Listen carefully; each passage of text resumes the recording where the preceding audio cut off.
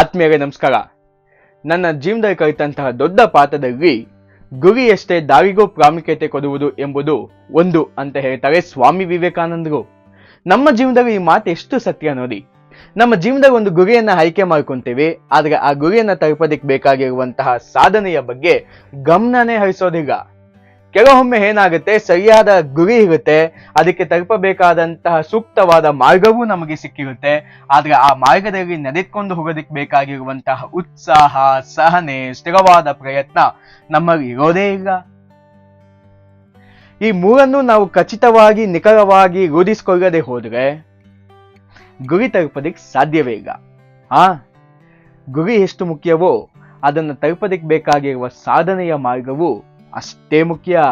ಅದಷ್ಟೇ ಅಲ್ಲ, ಆ ಸಾಧನೆಯಲ್ಲಿ ನಡೆದುಕೊಂಡು ಹೋಗೋದಕ್ಕೆ ಬೇಕಾಗಿರುವಂತಹ ಉತ್ಸಾಹ, ಸ್ಥಿರತೆ ಮತ್ತು ಸಹನೆ ಅತ್ಯಗತ್ಯ. ಶುಭವಾಗ್ಲಿ. ನಮಸ್ಕಾರ.